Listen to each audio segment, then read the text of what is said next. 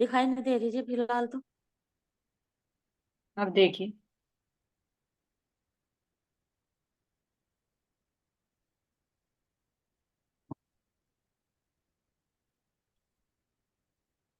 ए बानी गजरत पांच संसार खोजी खोज मिटावे। मूढ़मती ने जाने विचार महामत कहे पुकार पुकार। श्री महामती जी यह बात पुकार पुकार कर कह रहे हैं कि जागृत बुद्ध बुद्ध की यह श्री मुखवाणी संसार में गर्जना करते हुए सबको परम धाम की राह दिखा रही है। पर ब्रह्म की खोज में रहने वाले ब्रह्मवाणी को आत्मसात कर अपने हृदय की अज्ञानता के अंधकार को मिटा देते हैं, किंतु आध्यात्मिक मूर्खता का शिकार होने वाले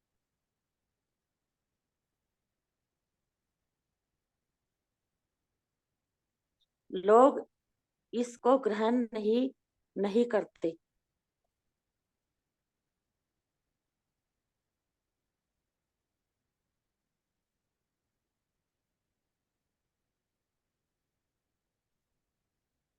हाँ जी पढ़ दी। ये- आप कुछ और भाव बताना चाहोगे इसमें? मतलब ये श्री महामती जी यह बात पुकार पुकार कर कह रही हैं कि हमारी वाणी और जो संत हैं, जो चर्चा वाणी करने वाले हैं, वो पुकार पुकार के बता रहे कह रहे जी। परमात्मा के बारे में। जिनकी बुद्धि जागृत होगी वो संसार को गर्जना करके बता रहे, हम्म। समझा रहे, कि परमात्मा की पहचान करवा रहे। और जो मूढ़मती है जिनकी बुद्धि काम नहीं कर रही और संसार में लगे हुए हैं, वो परमात्मा की पहचान नहीं कर रहे, सुनना नहीं चाहते बिल्कुल। परमात्मा की बात, इसमें विश्वास नहीं रख करते। जी बिल्कुल सही बताया मोदी से जी आपने, है ना, क्योंकि जागृत बुद्धि का ज्ञान है, तो जिसे परमात्मा की खोज करनी वो तो इस वाणी के माध्यम से परमात्मा की खोज में लगे हुए हैं, है ना। और जो मूढ़मति है, मंद बुद्धि है, वे अपने समय को संसार के विषय विकारों में मिटा मिटा कर इसी में व्यर्थ में घूम रही है, जबकि पूर्व परमात्मा की ब्रह्मवाणी प्रकट हो चुकी है, जिसने सारा अंधकार मिटा दिया। तो दोनों की पहचान हो गई कि इस वाणी को कौन पहचानता है और कौन इस वाणी को इग्नोर कर रहा है। बहुत अच्छा मोदी से जी। शॉर्ट में आपने सब कुछ सारा साफ निकाल दिया। बहुत अच्छा वर्णन किया। आपके चरणों में कोटि कोटि प्रेम प्रणाम सुंदर साज जी। चलिए। आपके चरणों में प्रणाम जी। प्रणाम जो जी। थोड़ा बहुत सुट गई नहीं नहीं होगा। देखो, चाहे कम शब्दों में बताए चाहे ज्यादा में बताए, लेकिन सार तो बता दिया ना, है ना, कि भाई जो मूढ़मति है वो तो इस वाणी की वैल्यू को नहीं समझ रहे, और जो परमात्मा की खोज में है और इस वाणी, जिनको ये वाणी मिल गई तो उसको परमात्मा को सरलता से प्राप्त हो जाते हैं। तो उन्होंने खोज खोज कर इस अंधकार को मिटा दिया। बहुत अच्छा। चलिए सुनिए, शायद जब तक शायद को चला देंगे। चलिए प्रेम से कीजिए, अनम्यूट करिए आप। अनम्यूट ही है जी। बोले श्री प्राणनाथ प्यारे की जय, श्री सतगुरु महाराज जी की जय, परमहंस श्री गोपाल मुनि जी महाराज की जय, तीनों गुरी धाम की जय, सर्व सुंदर साथ की जय। जी सर्व सुंदर साथ के चरणों में कोटि कोटि प्रेम। तो सुंदर साथ जी, ये प्रसंग सुना हमने महात्मा श्री प्रताप दास जी का, है ना, किस तरह से भाव में डूबकर उन्होंने भोग लगाया, तो धामधन्य ने ये भोग स्वीकार किया। तो अब प्रसंग आता है सुंदर साथ जी यहाँ पर लाल सुग्रीव सिंह जी का, है ना। तो पूरे पूरे शहर में जब ऐसी ऐसी घटनाएं घटने लगी, तो देखो शोर तो मचता ही है। कोई कहीं पर घटना घटती है, चमत्कारिक लीला होती है, तो वास्तव में प्रचार फैलता है उसका। तो यहाँ पर फैलते फैलते पूरे गांव गांव तक ये सूचना पहुंचने लगी कि ऐसे ऐसे वहां पर लीलाएं हो रही है। तो इसी सूचना से सुंदर साथ जी कसोटा गांव के एक लाल सुग्रीव सिंह थे। कह रहे परम भक्त थे और हमेशा क्या थे, भक्ति भाव से ही भरे रहते। लाल सुग्रीव सिंह कहाँ के थे, कसोटा का, और भक्ति भाव से भरे हुए। ये नहीं कि अभी राज्य की भक्ति करे थे, देखो कुछ ना कुछ संस्कार पहले ही होते हैं, है ना। सतगुरु मिलने के 3 लक्षण बताए थे ना, कि भक्ति होनी चाहिए, विनम्रता होनी चाहिए और श्रद्धा भाव होना चाहिए। अगर नास्तिक है, भक्ति नहीं करते, तो सतगुरु कैसे मिले। तो जिसके अंदर भक्ति भाव है तो ये नहीं थी सतगुरु जरूर है। तो यहाँ पर कह रहे कि हमेशा भक्ति भाव से भरे रहते थे, घर में समृद्ध थे, इससे गृहस्थी की भी कोई फिक्र चिंता नहीं थी, समृद्ध थे, सब कुछ था, लेकिन उनकी गोद में खेलने वाला कोई नहीं था। देखिए यहाँ संसार में कोई धन से दुखी है, कोई तन से दुखी, कोई मन से दुखी है ना। किसी के पास धन है तो संतान नहीं, वो संतान से दुखी है। दुखी हर कोई है और दुख के दुखाले ही है। तो धन संपत्ति तो बहुत थी, लेकिन क्या एक संतान नहीं थी, तो ये भी तो एक दुखी होता है। परमहंस जी की महिमा को सुनकर श्री चरणों में समर्पित होकर तारतम दीक्षा लेते अंदर की आसक्ति सूख गई। अब जैसे भक्ति भाव से भरे हुए थे, ऐसे ऐसे उन्होंने चर्चा सुनी तो परमहंस जी महाराज जी के चरणों में आए। तो जब तारतम ज्ञान लिया और वास्तविकता की पहचान की, तो अंदर जो आसक्ति थी वो खत्म हुई। कौन सी आसक्ति थी, कि अरे मेरा कोई संतान चाहिए। देखो किस किस पर कहीं ना कुछ तो चाहेगा भी, बताया। जब तक हमारी वृत्ति संसार में लगी हुई, परमात्मा का नहीं पता, हमें परम लक्ष्य का नहीं पता है, जीवन के उद्देश्य का, तो हमारी आसक्ति बाहर में रहेगी, क्योंकि यही दृष्टि है तो इसी चाहेंगे। तो जब परमहंस जी से उन्होंने तारतम्य मंत्र ले लिया, तो उनकी जो अंदर आसक्ति थी कि एक संतान हो जाए, तो वह आसक्ति छूमंतर। तो कह रहे हैं आसक्ति सूख गई और विरक्ति जोर पकड़ गई। वो घर भी जाना बंद करने लगी। धन दौलत तो थी, लेकिन घर में कोई ये तो नहीं था कि पीछे पल्ला खींचने वाला है, कोई मोह ममता का बंधन है। तो और जल्दी आसक्ति जुड़ गई। तो आसक्ति जोर पकड़ गई, जो आसक्ति सूख गई और विरक्ति जोर पकड़ गई। लौकिक व्यवहार से नफरत होने लगी। देख लो सुंदर साजी, किसी की भी उठाकर देख लो, जहां आध्यात्मिकता में चलेंगे लौकिकता से संबंध टूटना ही टूटना है। ये जैसे एक म्यान में 2 तलवार नहीं रह सकती ना, इसी भांति ऐसा नहीं हो सकता कि हम आध्यात्मिक मार्ग पर भी चल रहे हो और संसार के भी हम इंद्रियों के पूरे विषय भोग ले रहे। खाने पीने में भी शरीर में कोई फरेज नहीं है, रसना को भी हम पूरा रस दे रहे हैं, ठूस ठूस कर पेट भर भर कर फिर खर्राटे खींच खींच कर सो रहे हैं, है ना। घूमने में भी कोई कमी नहीं है, पहनने में भी कोई कमी नहीं है, यानी किसी भी इंद्रियों के विषय में कोई कमी नहीं है। तो कह नहीं सकते वो अंदर पहुंच रहा 100%, उससे पहचान हो जाती सुंदर से। कहने के लिए भले ही कह ले कोई, हम तो अंदर उतर गए, हम तो ध्यान अवस्था में रहते हैं, लेकिन उसकी भाषा, उसका व्यवहार, उसकी रहनी, सब कुछ प्रदर्शित कर देते। अगर कोई दिखावा भी करे तो झूठ मूठ का थोड़ी बहुत दिखावा होता है, कुछ समय के बाद वो प्रत्यक्ष प्रकट हो जाते। तो यहाँ सुंदर साथ जी कह रहे हैं कि उनका लौकिक व्यवहार से भी नफरत होने लगी। तो ये हमारी अपनी पहचान है। जहां हमारी वृत्ति बाहर से हटने लगे तो समझो हमारे अंदर की चलनी बन रही है। और जब तक हमारी बाहर की आसक्ति नहीं छूट रही है, तो हमारे अंदर की वृत्ति अभी नहीं बन रही है। ये अपनी पहचान अपने आप हम इस बीतक रूपी दर्पण में कर सकते हैं। किसी भी परमहंस की किसी भी देख लो, जो अंदर में उतरा हो, बाहर से आसक्ति उसकी रही हट जाएगी, है ना। लौकिक व्यवहार से नफरत होने लगी। घर तो गए, पर चित तो परमहंस जी के चरणों में ही लगा रहता, क्योंकि जुड़ गया दिल से दिल का तार।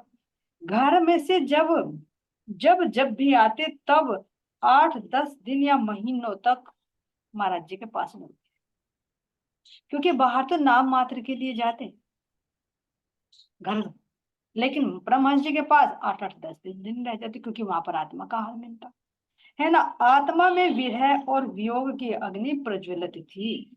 विरह और वियोग अंदर हृदय में हो गया कि हम अपने धनी से कब मिलेंगे, और संसार की आसक्ति छूटी, है ना। लेकिन किसी को भी उनकी भनक तक नहीं लगी थी। संतों और सुंदर साथ तो यह मानते थे कि लाल साहब प्रेमी भक्त। अंदर जो विरह था, जो वियोग लगा हुआ था धनी से मिलने के लिए, उसकी भनक किसी को नहीं लगी। बाहर से सोचते रहे, 8-8 दिन रह रहा है, प्रेमी भक्त है ना, चलो मिल जाएगी, है ना। अब क्या कह रहे सुंदर शाह जी, प्रेमी भक्त है, लेकिन कोई उनके संतान हो तो वंश परंपरा चलती। अब देखो, इनको नहीं अपनी वो रही। अब पहले तो थी आसक्ति की, कोई संतान नहीं, लेकिन जब महाराज जी के चरणों में आ गए तो कह रहे आसक्ति तो छूट गई, विरक्ति ने जोड़ पकड़ लिया। तो इनके अंदर की इच्छा नहीं थी कि मुझे कोई संतान मिले। क्यों करते सुंदर साथ जी? एक जो बुढ़ापे में हो कि भाई संतान मिल जाए, बुढ़ापे में करे, है ना, तो हमारी जीविका, हमारा जीवन आराम से कट जाएगा। और दूसरी मान्यता कि भाई पुत्र प्राप्ति हो जाए तो मोक्ष हो जाएगा, उसके हाथों से हमारा दाह संस्कार हो जाएगा। लेकिन ऐसा नहीं होगा सुंदर साथ कि पुत्र उसके दाह संस्कार होने से तुम्हारी मुक्ति मिल जाएगी। जब तक तुम अपना खुद देह क्रिया नहीं करोगे, अपना पिंड दान नहीं करोगे, अब उस ब्रह्म ज्ञान को नहीं लोगे, खुद कसनी नहीं कसोगे, ऐसा हो ही नहीं सकता कि केवल पुत्र के उससे तुम्हारी मुक्ति हो जाए। अपने कर्म भी तो सुधारने होंगे ना। हाँ, सहयोगी जरूर बनता है। तो ऐसे सुंदर साथ जी यहाँ पर, अब इनके अंदर तो विचार नहीं रहा, लेकिन आसपास के लोग सोचने लगे कि भाई धन तो बहुत है इसका, लेकिन कोई बरतने वाला तो नहीं है। और अब इनके अंदर तो इतनी विरक्ति हो गई, तो अब इनका बुढ़ापे में कैसा होगा? भाई बुढ़ापा कैसे ही गुजरेगा इनका? क्योंकि धन दौलत तो है, लेकिन एक दिन कब तक चलेगी भाई? बुढ़ापे में कमाएंगे तो नहीं, कब तक खाएंगे? एक ना एक दिन तो समाप्त होनी है। फिर बुढ़ापे में इनका सहारा कौन बनेगा? तो होना हो इनके एक संतान होनी चाहिए। उनको चिंता नहीं, लेकिन अड़ोसी पड़ोसियों की चिंता हो गई दूसरी, कि भाई इनके एक संतान तो जरूर हो जानी चाहिए, है ना। तो अब सुंदर शास्त्री ऐसा विचार करके लाल सुग्रीव को बुलाकर सभी संतों ने सलाह दी कि आप परमहंस जी के चरणों को पकड़कर पड़े रहना और कुछ बोलना नहीं, हम सब लोग आपकी वंश उत्पत्ति का विधान ढूंढ निकालें। अब वो तो कह रही है कि भाई मैं तो नहीं मांगूंगा, अब क्योंकि उन्हें तो वो सत्यता पता तो चल गई। जब आसक्ति ही छूट गई और विरक्ति में आ गए, तब उनकी तो इच्छा नहीं है, लेकिन फिर भी कुछ विचार दूसरों के कहने से आ जाते हैं, है ना, क्योंकि पता है सामने वाले परमहंस जी सब कुछ देने वाले हैं। तब उन्होंने कहा कि तुम, मैं तो नहीं जाऊंगा उनके चरणों में, मैं तो नहीं मांग करूंगा। कि भाई तू मांग मत करना, बस तू चरणों को पकड़े रहना, बाकी तो हम कर लेंगे, हम रख देंगे तुम्हारी डिमांड उनके सामने। तुम बस चलो और चरणों को पकड़े रहना, तुम्हारा काम बन जाएगा। भाई 100 बात हुई होगी बीच में, भाई बुढ़ापे में तुम कैसे करोगे, तुम्हारा गुजारा कैसे होगा, इतनी धन दौलत भरी है, इसको बरतने वाला कौन होगा, तो एक तो संतान होनी जरूरी है ना। तो बहुत कुछ बातें हुई होंगी, तो इसलिए रजामंदी करके उनको लेकर उन्होंने कहा कि मैं कुछ नहीं कहूंगा, कि तुझे कुछ मत कहना, बस तू श्री ब्रह्मा जी के चरण पकड़ लेना, बाकी हम बात करें। तो अब जैसे ही ब्रह्मा जी के पास गए, उन्होंने तो चरण पकड़ लिए, चरणों में पड़कर कहने लगे क्या? तब ब्रह्मा जी ने कहा, उठो शैतान, ये क्या कर रहे हो, है ना। तो वे नहीं बोले, यहाँ शैतान लिखा हुआ, मैं सोच नहीं सकती सुंदर सा जी, यहाँ पर शैतान ही लिखा हुआ है, संतान लिखा हुआ है ना। हो सकता है मिस प्रिंट भी हो, उसके लिए माफ करना सुंदर सा जी, है ना। उठो शैतानी है, क्या कर रहे हो? तब सारे संत एक साथ बोले, महाराज जी, लाल साहब के यहाँ धर्म सेवा के लिए एक भी संतान नहीं है, तो कृपया। उन्होंने नहीं मांगा, लेकिन जो और ब्राह्मण थे उन्होंने कहा, संतों ने, कि भाई धर्म सेवा के लिए, लौकिक के लिए नहीं, धर्म सेवा के, कि अब तो ये भक्त, अब तो भक्ति में ये लगे हुए हैं, आगे धर्म को निभाने वाली संतान भी तो चाहिए। ये नहीं कहा लौकिक वंश चलाने के लिए, है ना, या अपने स्वार्थ के लिए, धर्म सेवा की, क्योंकि धर्म में आगे बढ़ सके।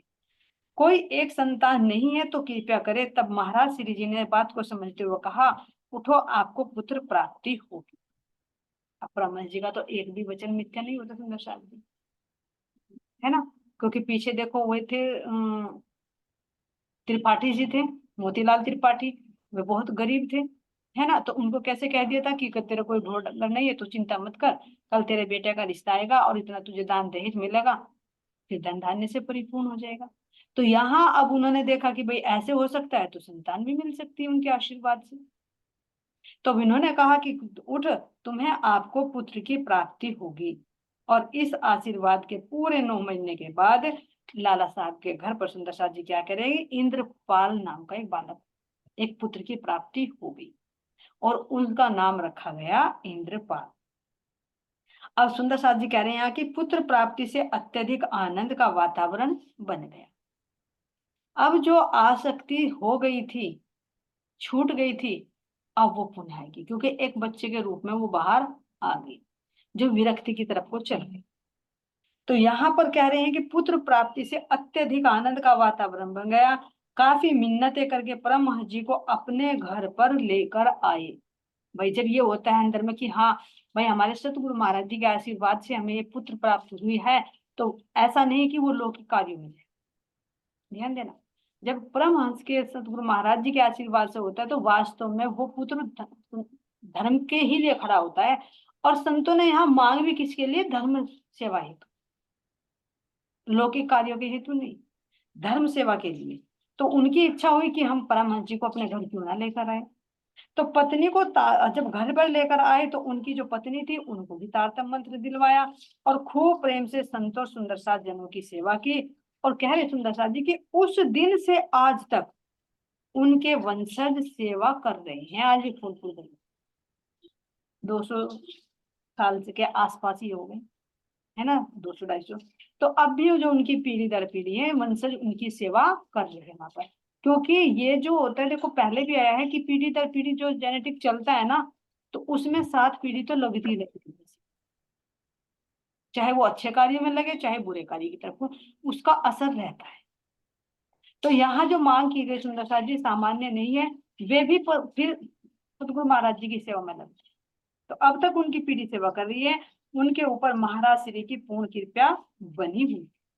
तो ऐसे सुंदर साथ जी जब इनको यहाँ एक पुत्र हुआ लाल सुग्रीव सिंह, तो अब ऐसा तो नहीं होगा कि वे अपने सतगुरु को ना बुलाए, फिर बार बार सेवा ना करें।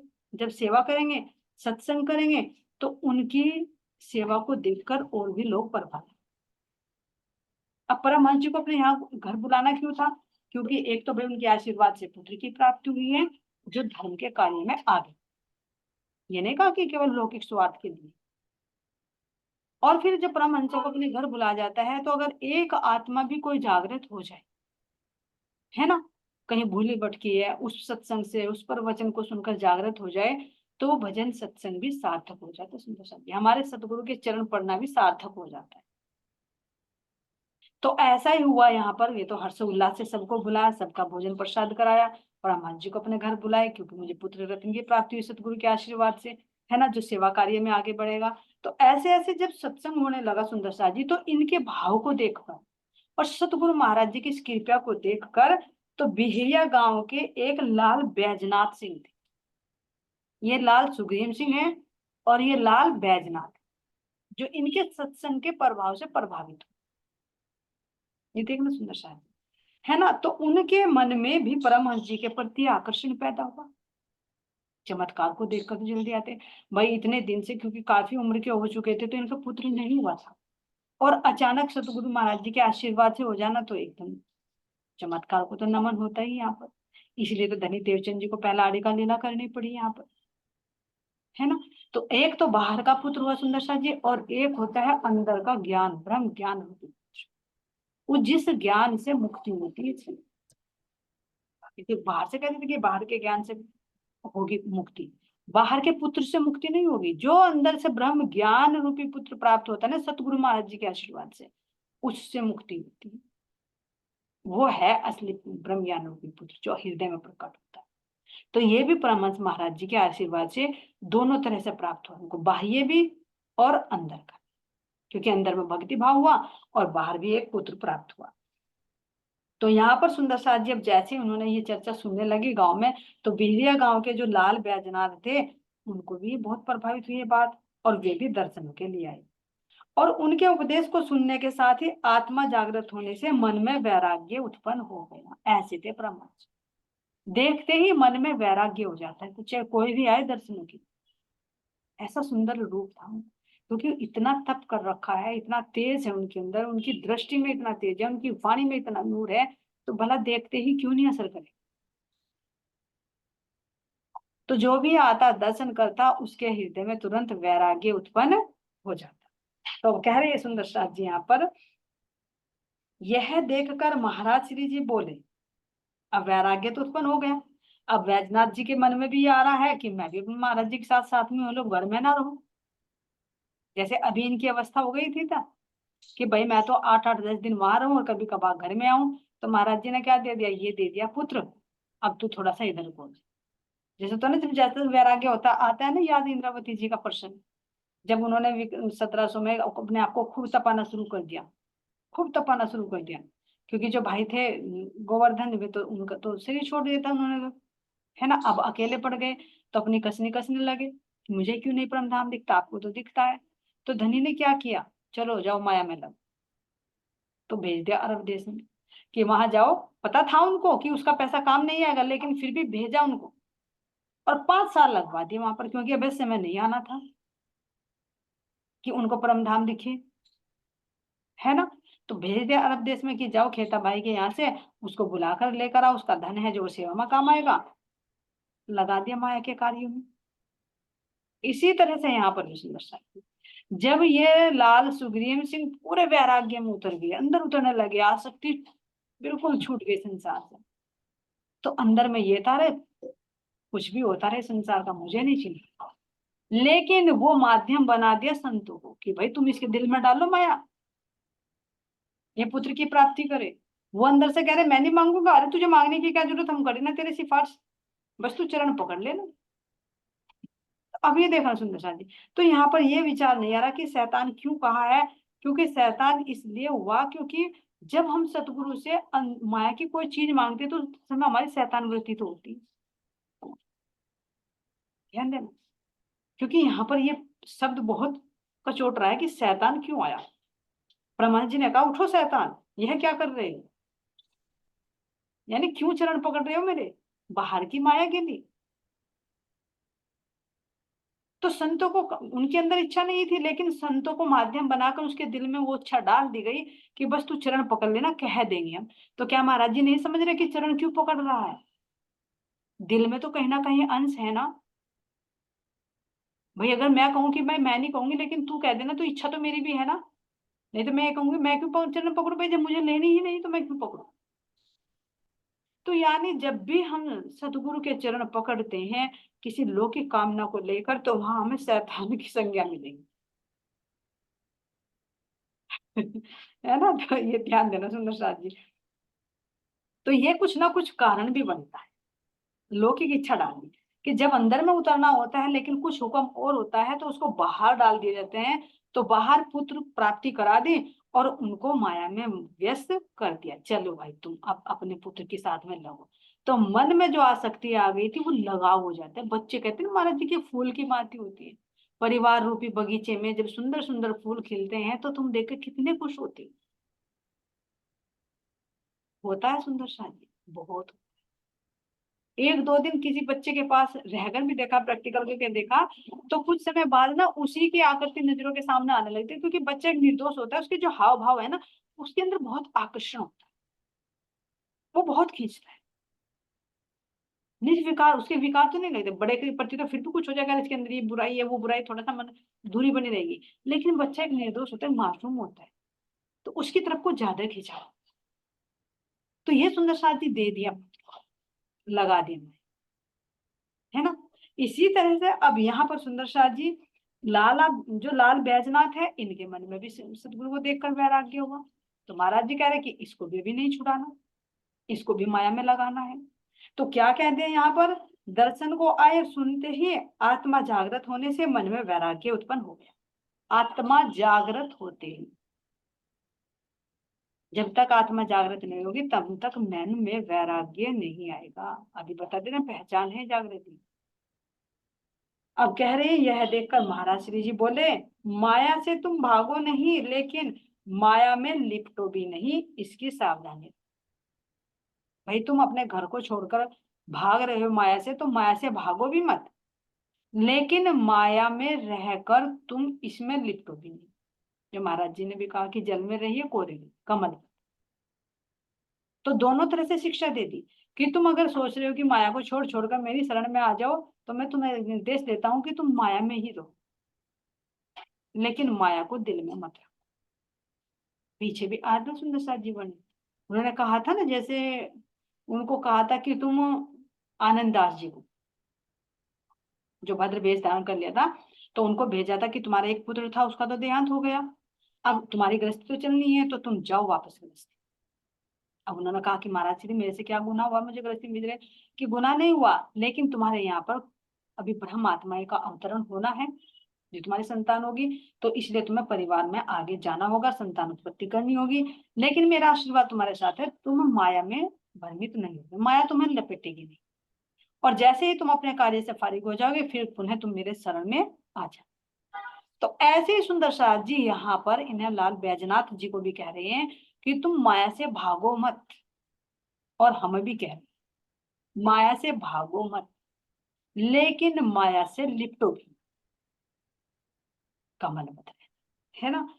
इसकी सावधानी रखना, जिस प्रकार कमल जल में पैदा होता है जल में ही विकसित होता है, लेकिन जल उसको स्पर्श नहीं करता, ना वो जल की एक भी बूंद अपनी पत्तियों के ऊपर भी रखता, है ना।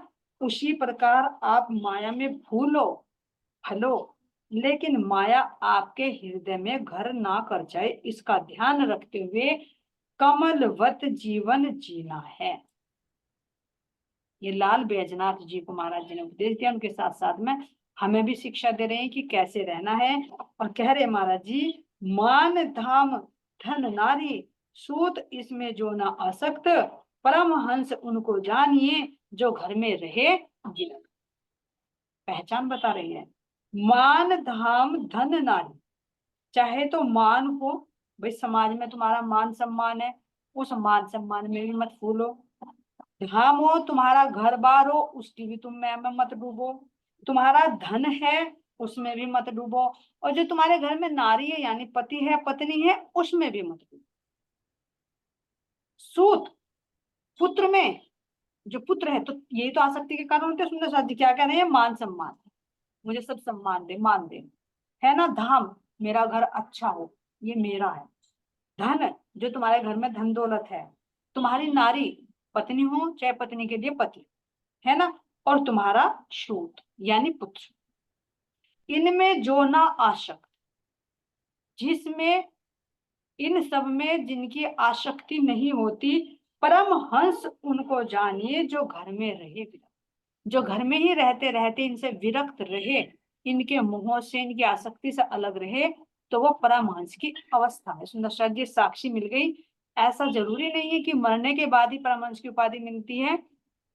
परमहंस को कहिए तजे जो तीन शरीर, स्थूल सूक्ष्म कारण और मान, तीनों शरीरों के भाव से जो ऊपर उठ जाता है, चाहे वो ग्रस्त में रहे चाहे वो विरक्त में रहे, उसको परमहंस की उपाधि मिल जाती। तो ये परमहंस होने की उपाधि बता दी सुंदर जी, पहचान बता, जो इनमें रहते हुए भी आसक्त ना हो, लेकिन ये बहुत मुश्किल होता है। अलग रहकर तो फिर भी सरल हो जाता है, मान लीजिए घर बार छोड़ दिया, ठीक है तुम आश्रम में रह रहे हो, पास में नहीं है तो थोड़ी मोह कम हो जाता है, लेकिन उसी माया में रहना, रह के उससे अलग रहना मुश्किल है। लेकिन जब धनी से लो लग जाती है, जब सतगुरु की मेहर होती है, कृपया होती है, तो सुंदर साथ जी जैसे हमारे आनंद दास जी रहे, जैसे हमारे बैजनाथ जी रहेंगे, ऐसे हम भी रह सकते हैं, लेकिन सतगुरु की छत्र छाया, उनकी कृपा से, अपने बल से नहीं। हम सोचे हम अपने बल से नहीं, सतगुरु की कृपा से हम ऐसी गृहस्थी में रह सकते हैं जब हमारी सूरता की वृत्ति किसी ने पकड़ रखी। जैसे हम ब्रज में थे, हमारे प्रियतम ने कृष्ण रूप में हमारे दिल को चुरा रखा था, घर में रहते थे लेकिन दिल रहे उदास, घर में ही रहते रहते हमारा दिल उदास रहता था, ना बच्चों से आ सकती थी ना घर से थे, लेकिन करते सारा थे। तो इसी तरह से अगर हमारा दिल हमारे सतगुरु के बस में है, हमारी लो धनी से जुड़ी हुई है, तो हम घर में रहते हुए भी इस घर से न्यारे रहते हैं। सुंदर से तो ये अवस्था बता दी, ताको कहिए उसको कहिए परमहंस उनको जानो। तो परमहंस जी के मुख से ऐसे वचन सुनकर लाल बैजनाथ दोनों हाथ जोड़कर विनती करते हुए बोले, हे प्राणनाथ, हे मुक्तिदाता, मुझ गरीब पर कृपया दृष्टि रखिए। ऐसा कहकर साष्टांग दंडवत प्रणाम करके अपने घर के लिए प्रस्थान किया, और घर में रहकर भी निरंतर भजन भक्ति में मग्न रहते सुंदर साथ जी, है ना। और कीर्तन में भी हमें सतगुरु महाराज जी ने निर्देश दिया है कि घर में ही रहिए, कीजिए अंतर में वास, घर में ही रहिए, कहीं नहीं कहा कि तुम घर से अलग रहो। क्या हमारे देवचंद जी नहीं घर में रहते थे? लेकिन ध्यान कहाँ लगा रहता था, पर प्राथमिकता किसको देते थे, है ना। बहुत बहुत उदाहरण है सुंदर से। घर कह रहे घर छोड़कर नहीं भागना, नहीं तो फिर ये इच्छा रह जाएगी, अरे माया ने हमारा क्या बिगाड़ लिया, हम तो घर बार छोड़ के चले गए थे, बताओ घर में रखते तो हम रह के दिखा देते। तो इसलिए धनी ने पहले हमें गृहस्थी में ही डाला, ब्रज में देखो तो भी स्त्री के रूप में, यहाँ देखो तो भी स्त्री के रूप में डालकर हमें इस माया का बल दिखा रहे हैं, और कैसे इससे अलग रहना है वो शिक्षा भी हमें आज ब्रह्मंश गोपाल मुनि जी के रूप में हमारे धाम धनी हमें ये शिक्षा दे रहे। ऐसे सतगुरु, ऐसे परमहंस श्री गोपाल मुनि जी के चरणों में कोटान कोट प्रेम प्रणाम। जी सुंदर साथ जी, अब के लिए इतना ही। आगे जो प्रसंग आएगा, कैसे घर में रहते हैं, कैसे इनके साथ में घटना घटती है, उसका प्रसंग कल की मीटिंग में करेंगे। आज के लिए इतना। सुंदर साथ जी, कुछ बोलने में त्रुटि हुई हो, कोई शब्द गलत बोला हो सुंदर साथ जी, है ना, उसके लिए माफ करना। और धाम धनी के चरणों में भी विनती है कि कुछ त्रुटि हो जाती है बोलने में भी, है ना, यही शैतान शब्द चुभ रहा है, पता नहीं मिसप्रिंट हो रहा है या ऐसा ही है जो भाव आया मैंने व्यक्त किया सुंदर साथ जी, कुछ गलती हो तो माफ करना, है ना। बोले श्री प्राणनाथ प्यारे की जय, श्री सतगुरु महाराज की जय, ब्रह्मर्षि श्री गोपाल मुनि जी महाराज की जय, तीनों पुरी धाम की जय, सर्व सुंदर समाधि की जय। प्रणाम जी, सभी सुंदर साथ के चरणों में कोटि कोटि प्रेम प्रणाम। सुंदर साथ जी,